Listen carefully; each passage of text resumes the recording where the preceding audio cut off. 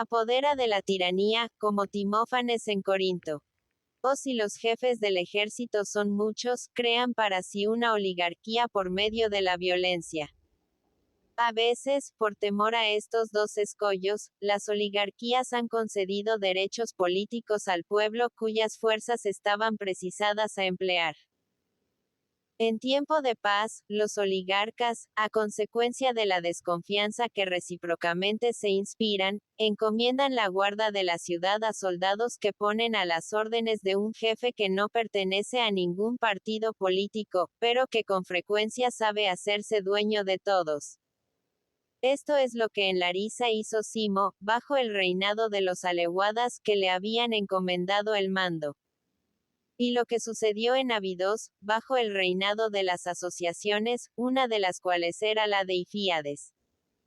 Muchas veces la sedición reconoce como causa las violencias que los mismos oligarcas ejercen unos sobre otros. Los enlaces y los procesos les dan ocasión bastante para trastornar el Estado. Ya hemos citado algunos hechos del primer género. En Eretria, Diágoras acabó con la oligarquía de los caballeros, por creerse desairado con motivo de sus legítimas pretensiones de matrimonio. La providencia de un tribunal causó la revolución de Heraclea. Y una causa de adulterio, la de Tebas. El castigo era merecido, pero el medio fue sedicioso, lo mismo el seguido en Heraclea contra Euetion, que el empleado en Tebas contra Arquias. El encarnizamiento de los enemigos fue tan violento, que ambos fueron expuestos al público en la picota. Muchas oligarquías se han perdido a causa del exceso de su propio despotismo, y han sido derrocadas por miembros del gobierno mismo, quejosos por haber sido objeto de alguna injusticia. Esta es la historia de las oligarquías de Gnido y de Quíos. A veces un hecho puramente accidental produce una revolución en la república y en las oligarquías. En estos sistemas se exigen condiciones de riqueza para entrar en el Senado y formar parte de los tribunales y para el ejercicio de las demás funciones. Ahora bien, el primer censo se ha fijado con frecuencia atendiendo a la situación del momento, de lo cual ha resultado que correspondía el poder solo a algunos ciudadanos en la oligarquía, y a las clases medias en la república. Pero cuando el bienestar se hace más general, como resultado de la paz o de cualquiera otra circunstancia favorable, entonces las propiedades, si bien son las mismas, aumentan mucho en valor, y pasan con exceso la renta legal o el censo, de tal manera que todos los ciudadanos concluyen por poder aspirar a todos los destinos. Esta revolución se verifica, ya por grados y poco a poco, sin apercibirse de ello, ya más rápidamente. Tales son las causas de las revoluciones y de las sediciones en las oligarquías, debiendo añadirse que en general las oligarquías y las democracias pasan a los sistemas políticos de la misma especie con más frecuencia que no a los sistemas opuestos. Y así, las democracias y las oligarquías legales se hacen oligarquías y democracias violentas, y viceversa. 23. Isla situada cerca de las costas de Asia Menor. Capítulo 6. De las causas de las revoluciones en las ARISTOCRACIAS. En las aristocracias la revolución puede proceder, en primer lugar, de que las funciones públicas son patrimonio de una minoría demasiado reducida. Ya hemos visto que esto mismo era un motivo de trastorno en las oligarquías. Porque la aristocracia es una especie de oligarquía. Pues en una como en otra el poder pertenece a las minorías, si bien éstas tienen en uno y otro caso caracteres diferentes. Por esta razón, a veces se considera la aristocracia como una oligarquía. El género de revolución de que hablamos se produce necesariamente sobre todo en tres casos. El primero, cuando está excluida del gobierno una masa de ciudadanos, los cuales, en su altivez, se consideran iguales en mérito a todos los que le rodean. Como, por ejemplo, los que en Esparta se llamaban partenios, y cuyos padres no valían menos que los demás espartanos. Como se descubriera una conspiración entre ellos, el gobierno les envió a fundar una colonia en Tarento. En segundo lugar, ocurre la revolución cuando hombres eminentes y que a nadie ceden en mérito se ven ultrajados por gentes colocadas por cima de ellos. Esto sucedió con Lisandro, a quien ofendieron los reyes de la Lacedemonia. Por último, cuando se excluye de todos los cargos a un hombre de corazón como Sinadón, que intentó tan atrevida empresa contra los espartanos bajo el reinado de Agesilao. La revolución, en las aristocracias, nace igualmente de la miseria extrema de los unos y de la opulencia excesiva de los otros. Y estas son consecuencias bastante frecuentes de la guerra. Tal fue la situación de Esparta durante las guerras de Mesenia, como lo atestigua el poema de Tirteo, llamado La Eunomía. Algunos ciudadanos, arruinados por la guerra, habían pedido el repartimiento de tierras. En ocasiones la revolución tiene lugar en la aristocracia porque hay algún ciudadano que es poderoso, y que pretende hacerse más con el fin de apoderarse del gobierno para sí solo. Es lo que se dice que intentaron, en Esparta, Pausanias, general en jefe de la Grecia durante la Guerra Médica, y Hanán en Cartago. 24. Es sabido que Tirteo fue enviado a la Lacedemonia por Atenas en la Segunda Guerra de Mesenia, hacia el año 284 a.D.J. C. Conocemos algunas de sus admirables poesías, pero no se conserva nada del poema de que habla aquí Aristóteles. Lo más funesto para las repúblicas y las aristocracias es la infracción del derecho político consagrado en la misma Constitución. Lo que causa la revolución entonces es que, en la república, el elemento democrático y el oligárquico no se encuentran en la debida proporción. Y, en la aristocracia, estos dos elementos y el mérito están mal combinados. Pero la desunión se muestra sobre todo entre los dos primeros elementos, quiero decir, la democracia y la oligarquía, que intentan reunir las repúblicas y la mayor parte de las aristocracias. La fusión absoluta de estos tres elementos es precisamente lo que hace a las aristocracias diferentes de las llamadas repúblicas, y que les da más o menos estabilidad. Porque se incluyen entre las aristocracias todos los gobiernos que se inclinan a la oligarquía, y entre las repúblicas todos los que se inclinan a la democracia. Las formas democráticas son las más sólidas de todas, porque en ellas es la mayoría la que domina, y esta igualdad de que se goza hace cobrar cariño a la Constitución que la da. Los ricos, por el contrario, cuando la Constitución les garantiza la superioridad política, solo quieren satisfacer su orgullo y su ambición. Por lo demás, de cualquier lado que se incline el principio del gobierno, degeneran siempre la república en demagogia y la aristocracia en oligarquía, merced a la influencia de los dos partidos contrarios, que solo piensan en el acrecentamiento de su poder. O también sucede todo lo contrario, y la aristocracia degenera en demagogia cuando los más pobres, víctimas de la opresión, hacen que predomine el principio opuesto. Y la república en oligarquía, porque la única constitución estable es la que concede la igualdad en proporción del mérito y sabe garantizar los derechos de todos los ciudadanos. 25. Es preciso unir este pasaje a otros muchos anteriores y que disculpan completamente a Aristóteles de los cargos que tantas veces y tan injustamente se le han dirigido. Es difícil reclamar la igualdad en términos más positivos. Por desgracia, la igualdad, tal como la entendieron siempre los antiguos, solo era una deplorable injusticia, pues que al lado de los ciudadanos estaban los esclavos. B. S. H. Pag. 427. El cambio político de que acabo de hablar se verificó en Turio. En primer lugar, porque, teniendo en cuenta que las condiciones de riqueza exigidas para obtener los cargos públicos eran demasiado elevadas, fueron disminuidas estas y aumentado el número de las magistraturas. Y en el segundo, porque los principales ciudadanos, a pesar del deseo del legislador, habían acaparado todos los bienes raíces, porque la Constitución, que era completamente oligárquica, les permitía enriquecerse cuanto quisieran. Pero el pueblo, aguerrido en los combates, se hizo bien pronto más fuerte que los soldados que le oprimían y redujo las propiedades de todos los que las tenían excesivas.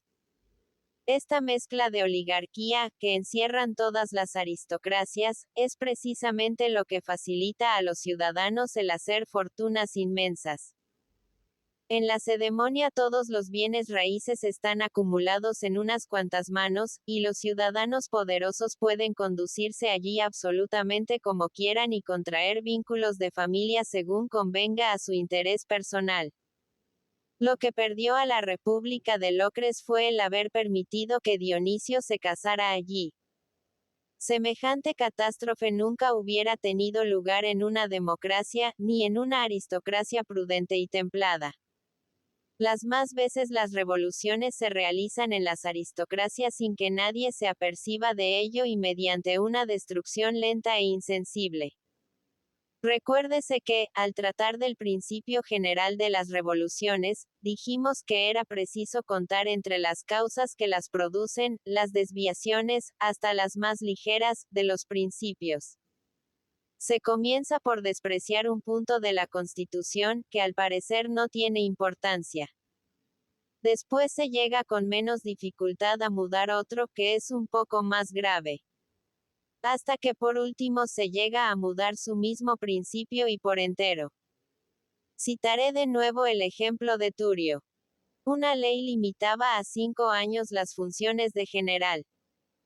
Algunos jóvenes belicosos, que gozaban de un gran influjo entre los soldados y que, mirando con desprecio a los gobernantes, creían poder suplantarlos fácilmente, intentaban ante todo reformar esta ley y obtener del sufragio del pueblo, demasiado dispuesto a dárselo, que declarara la perpetuidad de los empleos militares. Al principio, los magistrados, a quienes tocaba de cerca la cuestión, y que se llamaban cosenadores, quisieron resistirlo. Mas, imaginando que esta concesión garantizaría la estabilidad de las demás leyes, cedieron, como todos.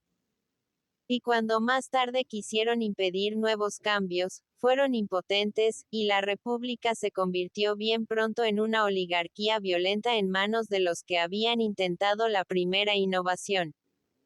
Puede decirse en general de todos los gobiernos que sucumben, ya por causas internas de destrucción, ya por causas exteriores. Como, por ejemplo, cuando tienen a sus puertas un Estado constituido conforme a un principio opuesto al suyo, o bien cuando este enemigo, por distante que esté, es muy poderoso. Véase la lucha entre Esparta y Atenas. Los atenienses destruían por todas partes las oligarquías, mientras que hacían lo mismo los lacedemonios con todas las constituciones democráticas. Tales son, sobre poco más o menos, las causas de los trastornos y de las revoluciones en las diversas especies de gobiernos republicanos. 26. Según este principio no podrían subsistir gobiernos absolutos en la Europa occidental sin dar lugar a guerras. Capítulo 7. Medios generales de conservación y de prosperidad en los estados democráticos, oligárquicos y aristocráticos. Veamos ahora cuáles son, para los estados en general y para cada uno de ellos en particular, los medios de conservación. Es cosa evidente que si conocemos las causas que arruinan los estados, debemos conocer igualmente las causas que los conservan. Lo contrario produce siempre lo contrario, y la destrucción es lo opuesto a la conservación. En todos los estados bien constituidos, lo primero de que debe cuidarse es de no derogar ni en lo más mínimo la ley, y evitar con el más escrupuloso esmero el atentar contra ella ni en poco ni en mucho. La ilegalidad mina sordamente al Estado, al modo que los pequeños gastos muchas veces repetidos concluyen por minar las fortunas. No se hace alto en las pérdidas que se experimentan, porque no se hacen los gastos en grande. Escapan a la observación y engañan al pensamiento, como lo hace esta paradoja de los sofistas. Si cada parte es pequeña, el todo debe ser también pequeño, idea que es a la vez en parte verdadera y en parte falsa, porque el conjunto, el todo mismo, no es pequeño, pero se compone de partes que son pequeñas. En este caso es preciso prevenir el mal desde el origen. En segundo lugar, es necesario no fiarse de estos ardides y sofismas que se urden contra el pueblo. Pues ahí están los hechos para condenarlos altamente. Ya hemos dicho antes lo que entendíamos por sofismas políticos, por estos manejos que pasan por ingeniosos. Pero es preciso convencerse de que muchas aristocracias y también muchas oligarquías deben su duración, no tanto a la bondad de la Constitución, como a la prudente conducta que observan los gobernantes, así con los simples ciudadanos como con sus colegas, los cuales procuran cuidadosamente evitar toda injusticia respecto a los que están excluidos de los empleos, pero sin dejar nunca de contar con los jefes para la dirección de los negocios. Se guardan de herir las preocupaciones relativas a la consideración social de los ciudadanos que aspiren a obtenerla, y de lastimar a las masas en sus intereses materiales. Y sobre todo conservan en las relaciones que mantienen entre sí y con los que toman parte en la administración formas completamente democráticas. Porque, entre iguales, este principio de igualdad, que los demócratas creen encontrar en la soberanía del mayor número, es no solo justo, sino también útil. Así pues, si los miembros de la oligarquía son numerosos, será bueno que muchas de las instituciones que la constituyen sean puramente populares. Que, por ejemplo, las magistraturas solo duren 6 meses, para que todos los oligarcas, que son iguales entre sí, puedan desempeñarlas por turno. Por lo mismo que son iguales, forman una especie de pueblo. Y esto es tan cierto, que, como ya he dicho, pueden salir de su propio seno los demagogos. Esta breve duración de las funciones es además un medio de prevenir en las aristocracias y en las oligarquías la dominación de las minorías violentas. Cuando se desempeñan por poco tiempo las funciones públicas, no es tan fácil causar el mal como cuando se permanece en ellas mucho tiempo. La duración demasiado prolongada del poder es únicamente la que causa la tiranía en los estados oligárquicos y democráticos. O son ciudadanos poderosos los que aspiran a la tiranía, aquí los demagogos, allí los miembros de la minoría hereditaria. O son magistrados investidos de un gran poder después de haberlo disfrutado por mucho tiempo. 27. Lib. B. Cap. X. Los estados se conservan no solo porque las causas de destrucción están distantes, sino también a veces porque son inminentes. Pues entonces el miedo obliga a ocuparse con doble solicitud del despacho de los negocios públicos. Así, los magistrados que se interesan por el sostenimiento de la Constitución deben a veces, suponiendo próximos peligros que son lejanos, producir pánicos de este género, para que los ciudadanos velen y estén alerta por la noche, y no descuiden la vigilancia de la ciudad. Además es preciso prevenir siempre las luchas y disensiones de los ciudadanos poderosos por medios legales, y estar a la mira de los que son extraños a las mismas, antes que tomen parte en ellas personalmente. Pero el reconocer de este modo los síntomas del mal no es propio de espíritus vulgares. Tal perspicacia solo es propia del hombre de Estado. Para impedir en la oligarquía y en la república las revoluciones que la cuantía del censo puede producir, cuando permanece fija en medio del aumento general del numerario, conviene revisar las cuotas comparan dolas con las del pasado todos los años en los estados en que el censo es anual, y cada 3 o 5 en los grandes estados. Si las rentas se han aumentado o disminuido comparativamente a las que han servido primero de base a la concesión de derechos políticos, es preciso poder en virtud de una ley elevar o rebajar el censo. Elevarlo proporcionadamente al nivel que tenga la riqueza pública, si ésta ha aumentado. y reducirlo de igual modo, si ha disminuido. Si no se toma esta precaución en los estados oligárquicos y republicanos, bien pronto se establecerá aquí la oligarquía, allí el gobierno hereditario y violento de una minoría. O la demagogia sucederá a la república, y la república o la demagogia a la oligarquía. Un punto igualmente importante en la democracia y en la oligarquía, en una palabra, en todo gobierno, es cuidar de que no surja en el Estado alguna superioridad desproporcionada.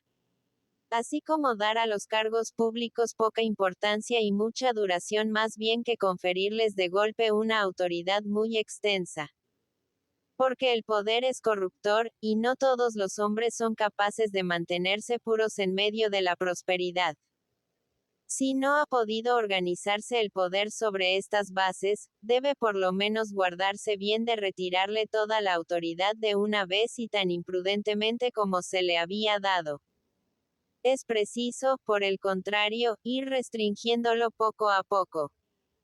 Pero es sobre todo por medio de las leyes como conviene evitar la formación de estas superioridades temibles que se apoyan ya en la gran riqueza, ya en las fuerzas de un partido numeroso. Cuando no se ha podido impedir su formación, es preciso trabajar para que vayan a probar sus fuerzas al extranjero. Por otra parte, como las innovaciones pueden introducirse, en primer término, en las costumbres de los particulares, debe crearse una magistratura encargada de vigilar a todos aquellos cuya vida no guarde conformidad con la Constitución. En la democracia, con el principio democrático. En la oligarquía, con el oligárquico. Esta institución es aplicable a todos los demás gobiernos. Por la misma razón es preciso no perder de vista el acrecentamiento de prosperidad y de fortuna que pueden adquirir las diversas clases de la sociedad. Mal que se puede prevenir poniendo el poder y la gestión de los negocios en manos de los elementos opuestos del Estado, y al hablar de elementos opuestos me refiero de un lado a los hombres distinguidos y al vulgo, y de otro a los pobres y a los ricos. Debe procurarse o confundir en una unión perfecta a pobres y a ricos, o aumentar la clase media, que solo así se impiden las revoluciones que nacen de la desigualdad. 28. Platón solo propuso esto respecto a los magistrados, pero organiza con mucho cuidado la responsabilidad del poder, de que Aristóteles no habla. Veamos otro punto capital en todo Estado. Es preciso que, valiéndose de la legislación o empleando cualquier otro medio poderoso, se impida que los cargos públicos enriquezcan a los que los ocupan. En las oligarquías, sobre todo, esta medida es de la más alta importancia. A la masa de los ciudadanos no irrita tanto el verse excluida de los empleos, exclusión que quizá está compensada con la ventaja de poderse dedicar a sus propios negocios, como le indigna el pensar que los magistrados puedan robar los caudales públicos, porque entonces tienen un doble motivo de queja, puesto que se ven privados a la vez del poder y de las utilidades que él proporciona. Una administración pura, si es posible establecerla, es el único medio para hacer que coexistan en el Estado la democracia y la aristocracia, es decir, para poner en acuerdo las respectivas pretensiones de los ciudadanos distinguidos y de la multitud. En efecto, el principio popular es la facultad de poder obtener los empleos concedida a todos. El principio aristocrático consiste en confiarlo solo a los ciudadanos eminentes. Esta combinación podrá ser realizada si los empleos no pueden ser lucrativos. Entonces los pobres, como nada podrían ganar, no querrán el poder, y se ocuparán con preferencia de sus intereses personales. Los ricos podrán aceptar el poder, porque ninguna necesidad tienen de aumentar con la riqueza pública la propia. De esta manera, además, los pobres se enriquecerán dedicándose a sus propios negocios, y las clases altas no se verán obligadas a obedecer a gente sin fundamento. Por lo demás, para evitar la dilapidación de las rentas públicas, que se obligue a cada cual a rendir cuentas en presencia de todos los ciudadanos reunidos, y que se fijen copias de aquellas en las fratrias, en los cantones y en las tribus. Y para que los magistrados sean íntegros, que la ley procure recompensar con honores a los que se distingan como buenos administradores. En las democracias es preciso impedir, no solo el repartimiento de los bienes de los ricos, sino hasta que se haga esto con los productos de aquellos. Lo cual se hace en algunos estados por medios indirectos. También es conveniente no conceder a los ricos, aun cuando lo pidan, el derecho de subvenir a aquellos gastos públicos que son muy costosos, pero que no tienen ninguna utilidad real, tales como las representaciones teatrales, las fiestas de las antorchas y otros gastos del mismo género. En las oligarquías, por el contrario, debe ser muy eficaz la solicitud del gobierno por los pobres, a los cuales es preciso conceder aquellos empleos que son retribuidos. También debe castigarse toda ofensa hecha por los ricos a los pobres con más severidad que las que se hagan los ricos entre sí. El sistema oligárquico tiene también gran interés en que las herencias se adquieran solo por derecho de nacimiento y no a título de donación, y que no puedan nunca acumularse muchas. Por este medio, en efecto, las fortunas tienden a nivelarse y son más los pobres que llegan a adquirir medios de vivir. 29. Carreras secuestres, en las que pasaban las antorchas encendidas de mano en mano, y cuya explicación se halla en el poema de Lucrecio. Es igualmente ventajoso en la oligarquía y en la democracia el reconocer un derecho igual, y hasta superior, a todos aquellos empleos que no son de suma importancia en el Estado, a los ciudadanos que solo tienen una pequeña parte en el poder político. En la democracia, a los ricos. En la oligarquía, a los pobres. En cuanto a las funciones elevadas, deben ser todas, o, por lo menos, la mayor parte, puestas exclusivamente en manos de los ciudadanos que tienen derechos políticos. El ejercicio de las funciones supremas exige en los que las obtienen tres cualidades. Amor sincero a la Constitución, gran capacidad para los negocios y una virtud y una justicia de un carácter análogo al principio especial sobre que cada gobierno se funda, porque, variando el derecho según las diversas constituciones, es de toda necesidad que la justicia se modifique en la misma forma. Pero aquí ocurre una cuestión. ¿Cómo se ha de elegir y escoger cuando no se encuentran todas las cualidades requeridas reunidas en el mismo individuo? Por ejemplo, si un ciudadano dotado de gran talento militar no es probo y es poco afecto a la Constitución, y otro es muy hombre de bien y partidario sincero de la Constitución, pero sin capacidad militar, ¿cuál de los dos se escogerá? En este caso, es preciso fijarse bien en dos cosas. ¿Cuál es la cualidad vulgar y cuál es la cualidad rara?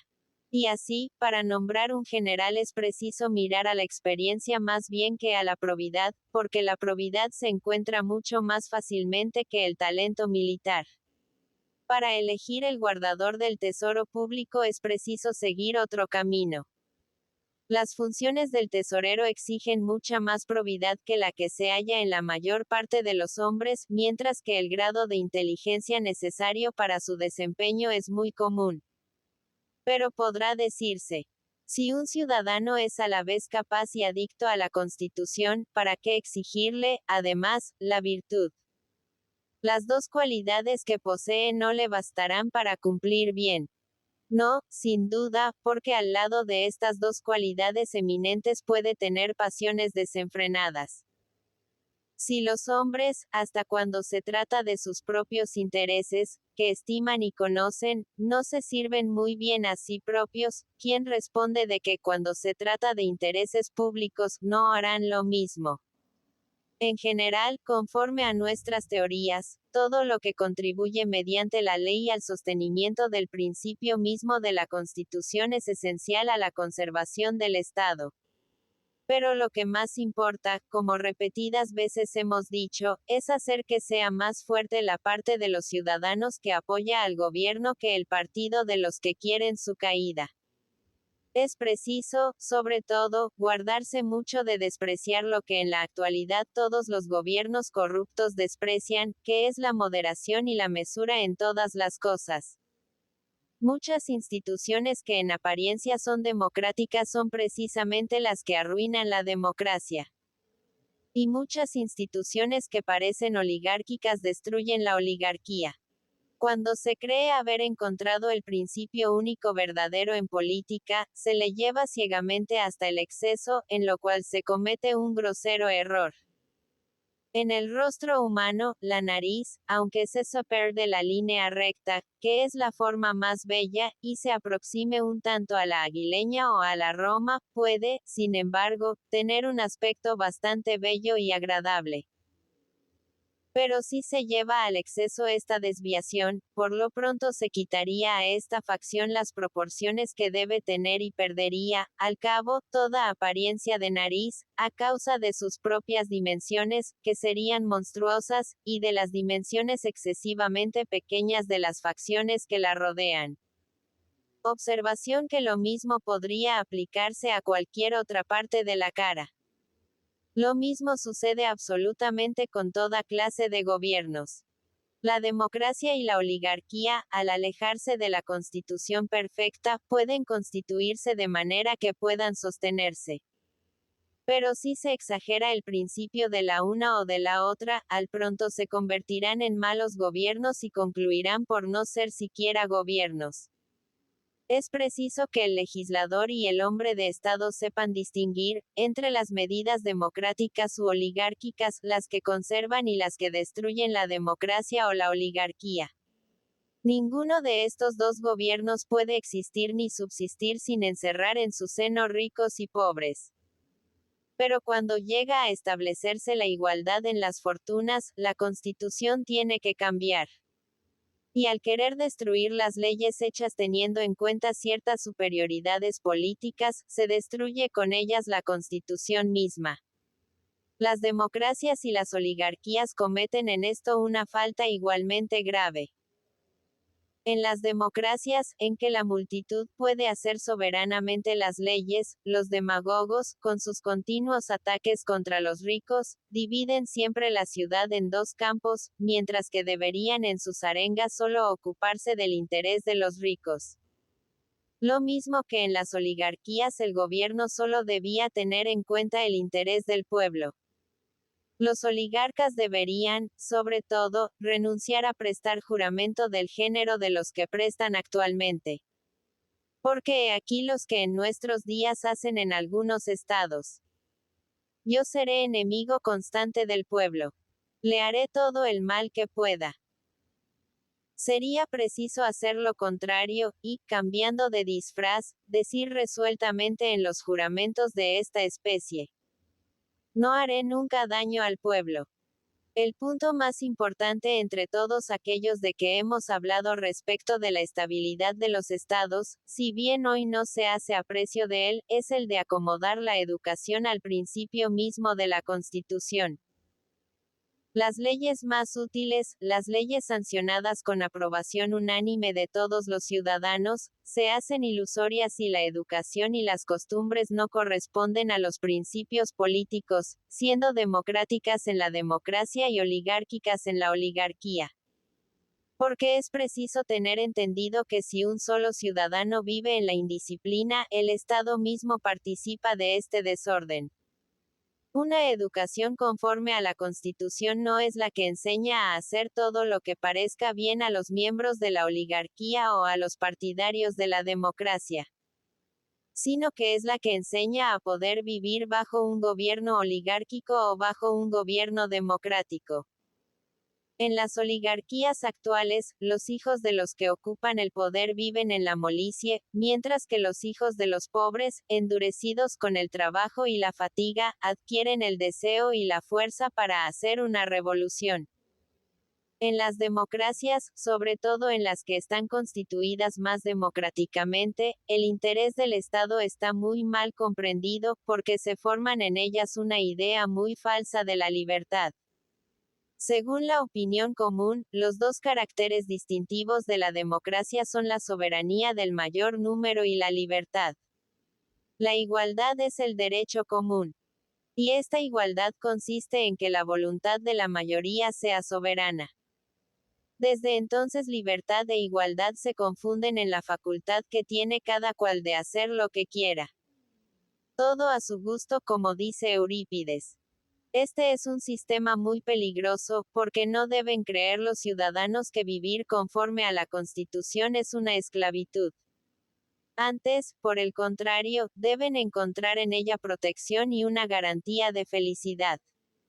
Hemos enumerado casi todas las causas de revolución y de destrucción, de prosperidad y de estabilidad en los gobiernos republicanos. 30. Para conocer la importancia que Aristóteles daba a la educación, basta ver que consagró a ella libro y medio de su obra.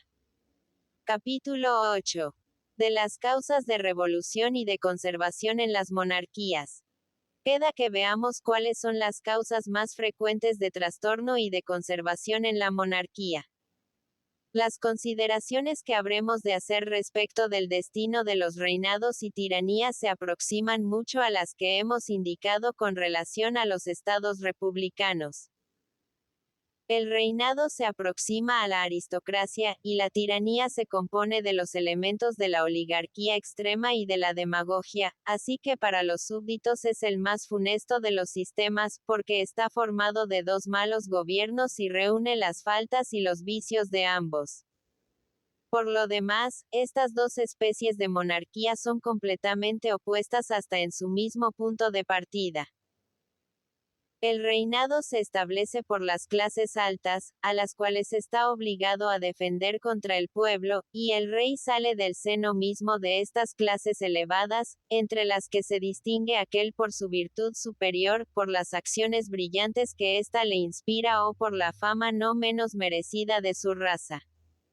El tirano, por el contrario, sale del pueblo y de las masas para ponerse enfrente de los ciudadanos poderosos, de cuya opresión está obligado a defender al pueblo. Todo esto se justifica con hechos.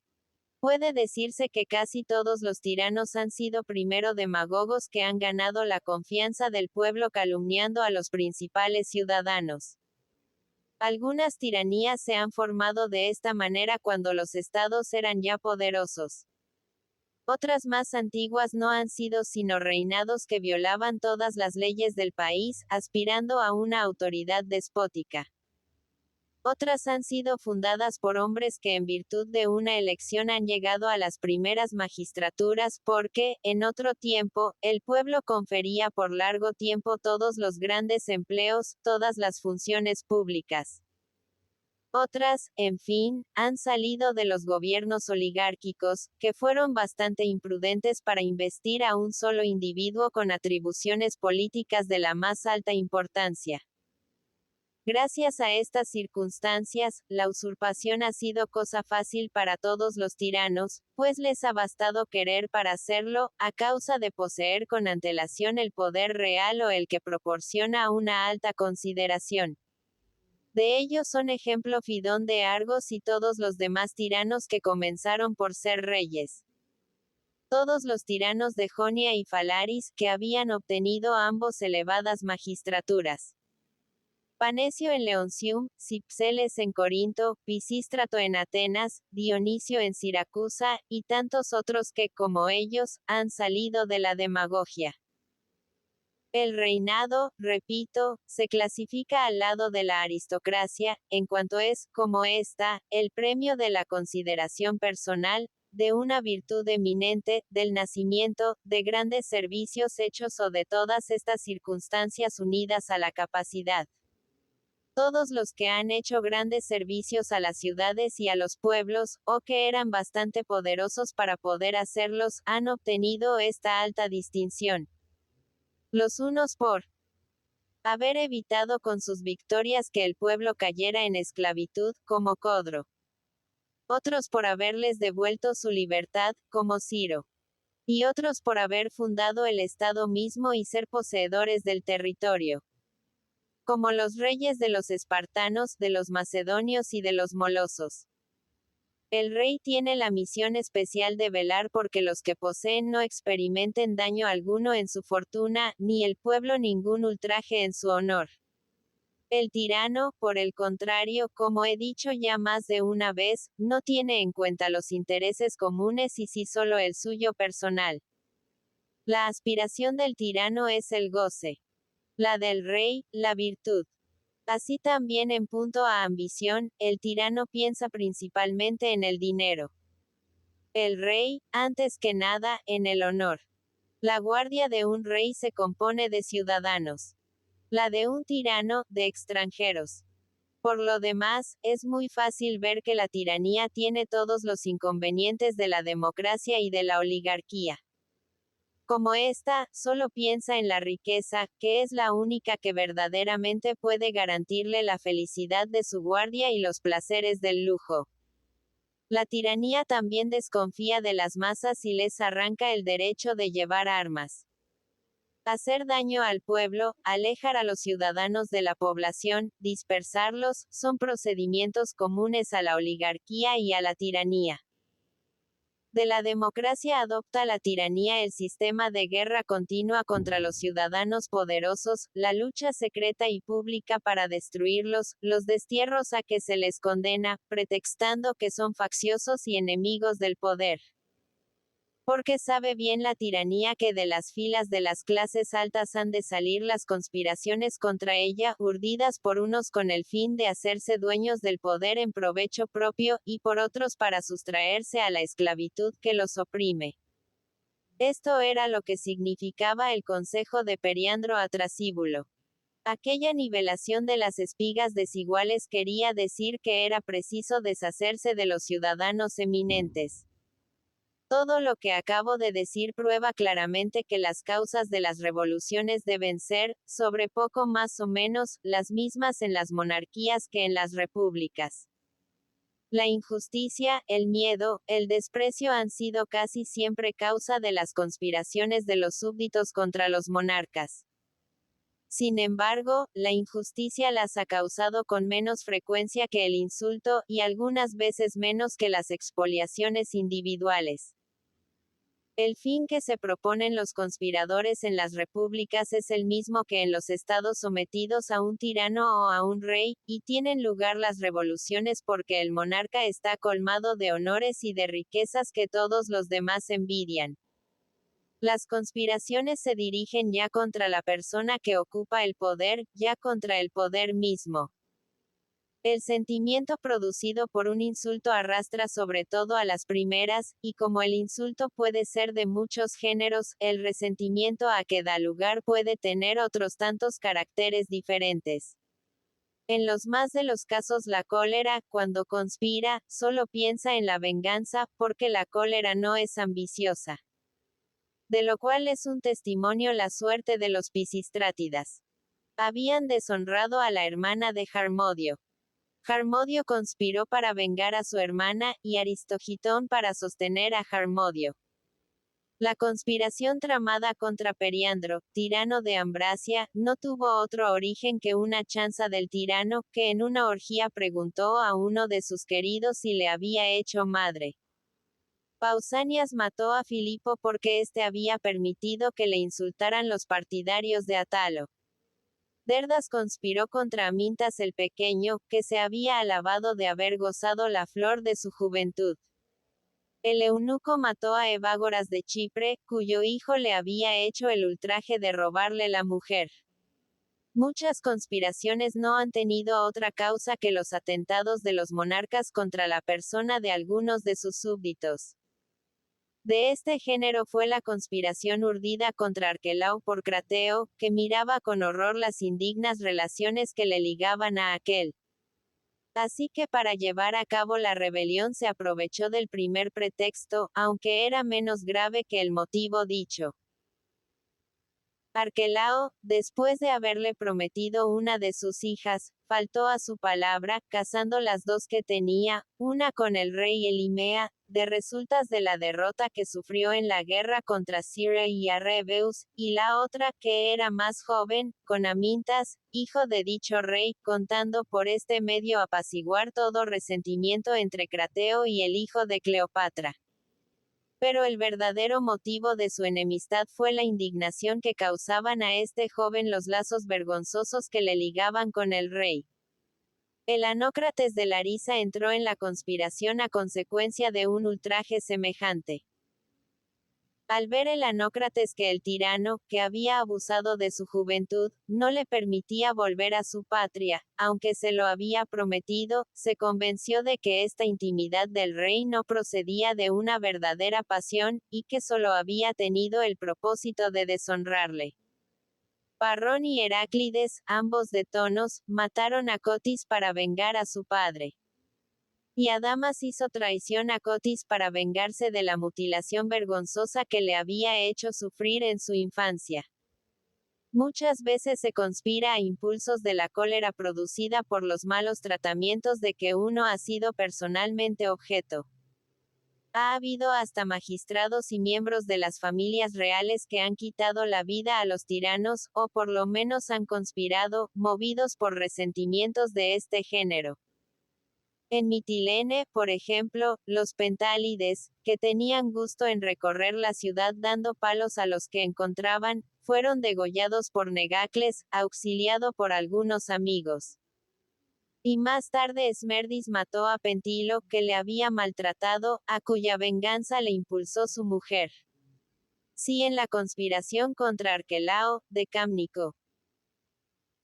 Lleno de furor, se hizo jefe de los conjurados, siendo el primero en excitarlos, fue porque Arquelao le había entregado al poeta Eurípides, quien hizo que le azotaran cruelmente por haberse burlado de lo mal que le olía el aliento.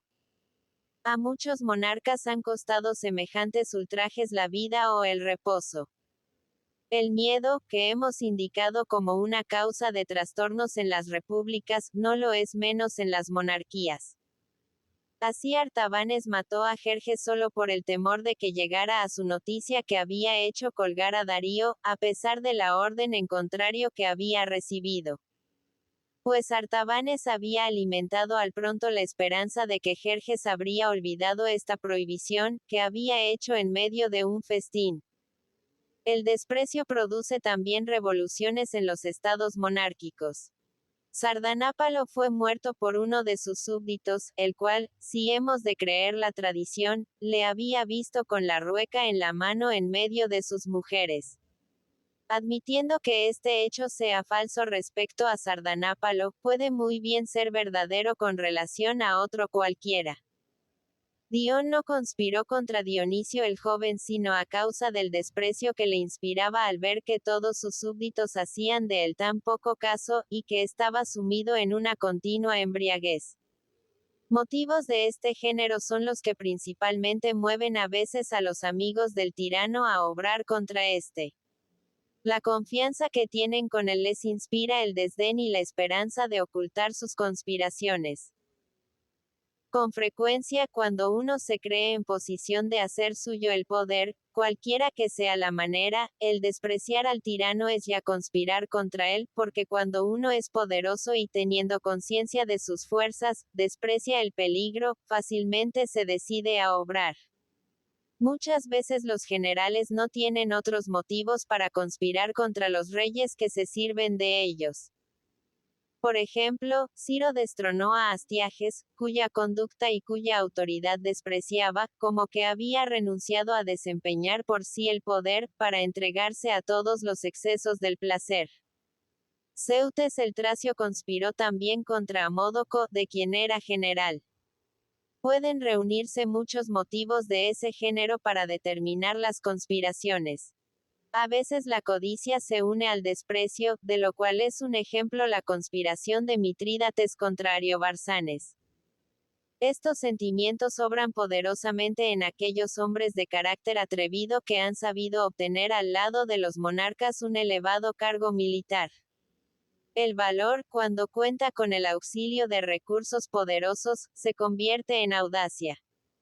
Y cuando se unen estos dos motivos de decisión se conspira porque se cree seguro el éxito. Las conspiraciones por deseos de gloria tienen un carácter distinto de las que hasta aquí hemos examinado. No desconocen como móviles ni el afán de inmensas riquezas, ni el ansia de los honores supremos que goza el tirano, y que tantas veces son ocasión de que se conspire contra él. No son las consideraciones de este género las que toma en cuenta el hombre ambicioso al afrontar los peligros de la conspiración. Abandona a los demás los motivos viles y bajos de que acabamos de hablar. Pero así como se aventuraría a intentar una empresa inútil con tal que le diera renombre y celebridad, así conspira contra el monarca, ávido, no de poder, sino de gloria. Los hombres de este temple son excesivamente raros, porque tales resoluciones suponen siempre un desprecio absoluto de la vida, si llega el caso de que la empresa se malogre. El único pensamiento de que en tales casos se debe estar animado es el que animaba a Dion. Pero es difícil que pueda tener cabida en muchos corazones. Dion, cuando marchó contra Dionisio, solo tenía consigo algunos soldados, y les arengó diciendo que cualquiera que fuera el resultado, a él le bastaba haber dado principio a esta empresa, y que aun cuando muriese en el momento de tocar el territorio de Sicilia, su muerte sería siempre honrosa. La tiranía puede ser derrocada, como cualquier otro gobierno, por un ataque exterior que venga de un Estado más poderoso que ella y constituido bajo un principio completamente opuesto. Es claro que este gobierno vecino, a causa de la oposición misma de su principio, solo espera el momento oportuno para atacar. Y cuando se puede, se hace siempre lo que se desea. Los estados fundados en principios diferentes son siempre enemigos. La democracia, por ejemplo, es enemiga de la tiranía, tanto como el alfarero puede serlo del alfarero, como dice Hesíodo. Lo cual no impide que la demagogia, llevada al extremo, sea también una verdadera tiranía. El reinado y la aristocracia son enemigos a causa del diferente principio que les sirve de base. Los lacedemonios han seguido el sistema constante de derrocar las tiranías, como lo hicieron igualmente los siracusanos mientras fueron regidos por un buen gobierno. La tiranía encuentra en su propio seno otra causa de ruina cuando la insurrección procede de los mismos de quienes ella se vale. De ello son ejemplos la caída de la tiranía fundada por Gelón y la de Dionisio en nuestros días. Trasíbulo, hermano de Hierón, se propuso halagar todas las insensatas pasiones del hijo que Gelón había dejado, y le tenía sumido en los placeres para reinar él con su nombre. Los familiares del joven príncipe conspiraron, no tanto para derrocar la misma tiranía, como para suplantar a Trasíbulo. Pero los asociados a que se unieron aprovecharon la ocasión para arrojarlos a todos. En cuanto a la tiranía de Dionisio, su pariente Dion fue el que marchó contra él, y pudo, antes de morir, expulsar al tirano con el auxilio del pueblo sublevado. 31. Las palabras «en nuestros días» se refieren a la expedición de Timeleón, en el segundo año de la Olimpiada 109, 343 años a. D.J. C. De las dos pasiones que son con más frecuencia causa de las conspiraciones contra las tiranías, el odio y el desprecio, los tiranos son siempre, por lo menos, acreedores al uno, que es el odio. Pero el desprecio que inspiran produce con frecuencia su caída. Lo prueba el que los que han ganado personalmente el poder han sabido conservarlo, y que los que lo han recibido por herencia casi todos lo han perdido muy pronto. Degradados por los excesos y desórdenes de su vida, caen fácilmente en el desprestigio y proporcionan numerosas y excelentes ocasiones a los conspiradores. También puede colocarse la cólera al lado del odio, puesto que este como aquella impulsan a cometer acciones completamente semejantes, solo que la cólera es todavía más activa que el odio porque conspira con tanto más ardor cuanto que la pasión no reflexiona. Sobre todo, el resentimiento producido por un insulto es el que excita en los corazones los arrebatos de la cólera, como lo muestra la caída de Pisístratas y de otros muchos. Sin embargo, el odio es más temible. La cólera va siempre acompañada de cierto sentimiento de dolor, que no deja lugar a la prudencia. La aversión no tiene dolor que la turbe en sus empresas. Resumiendo, diremos que todas las causas de las revoluciones que hemos asignado a la oligarquía exagerada y a la demagogia extrema, se aplican igualmente a la tiranía, porque tales formas de gobierno son verdaderas tiranías repartidas entre muchas manos. El reinado tiene que temer mucho menos los peligros de fuera, y es lo que garantiza su duración. En ella misma es donde deben buscarse las causas de su destrucción, que pueden reducirse a dos. La conjuración de los agentes de que se vale y la tendencia al despotismo cuando los reyes pretenden aumentar su poder hasta a costa de las leyes. En nuestros días no vemos que se formen reinados, y los que se forman son más bien monarquías absolutas y tiranías que reinados. El verdadero reinado es un poder libremente consentido con prerrogativas superiores. Pero como hoy los ciudadanos valen lo mismo en general, y ninguno tiene una superioridad tan grande que pueda aspirar exclusivamente a tan alta posición en el Estado, se sigue que no se presta asentimiento a la creación de un reinado. Y si alguno intenta reinar, valiéndose de la astucia o de la violencia, se le mira al momento como un tirano. En los reinados hereditarios es preciso añadir otra causa especial de destrucción, y es que la mayor parte de estos reyes que lo son por herencia se hacen bien pronto despreciables, y no se les consiente ningún poder excesivo, teniendo en cuenta que poseen, no una autoridad tiránica, sino una simple dignidad real.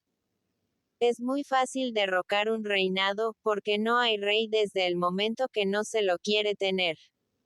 Mientras que el tirano, por lo contrario, se impone a pesar de la voluntad general. Tales son las principales causas de ruina para las monarquías, dejando a un lado algunas otras parecidas a estas. 32. Es preciso cerrar los ojos a la luz para pretender que Aristóteles en su política quiso adular como cortesano a Alejandro cuando el derecho hereditario de éste se avenía muy mal con los principios independientes de su maestro. Capítulo 9. De los medios de conservación en los estados monárquicos. En general, los estados monárquicos deben evidentemente conservarse a virtud de causas opuestas a las de que acabamos de hablar, según la naturaleza especial de cada uno de ellos. El reinado, por ejemplo, se sostiene por la moderación. Cuanto menos extensas son sus atribuciones soberanas, tanta más probabilidad tiene de mantenerse en toda su integridad. Entonces el rey no piensa en hacerse déspota. Respeta más en todas sus acciones la igualdad común. Y los súbditos, por su parte, están menos inclinados a tenerle envidia. Esto explica la larga duración del reinado de los molosos.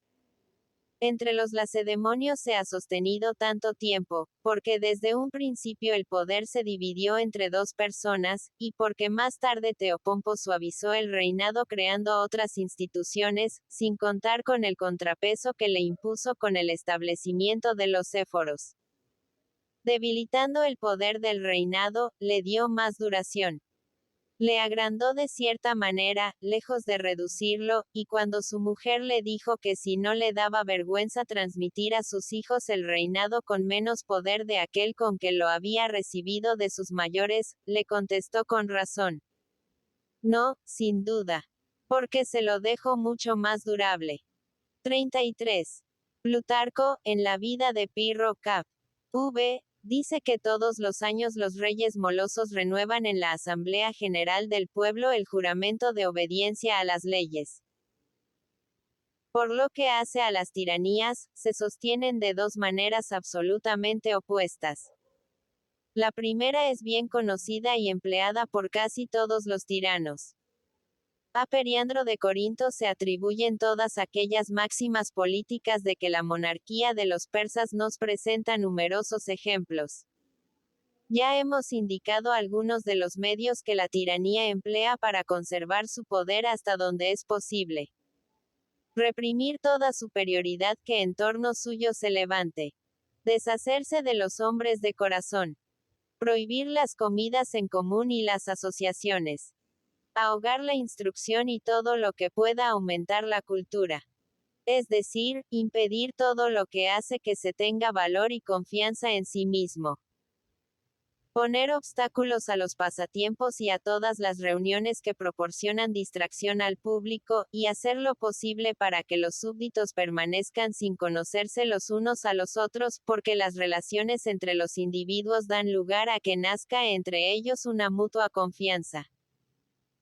Además, saber los menores movimientos de los ciudadanos, y obligarles en cierta manera a que no salgan de las puertas de la ciudad, para estar siempre al corriente de lo que hacen, y acostumbrarles, mediante esta continua esclavitud, a la bajeza y a la pusilanimidad.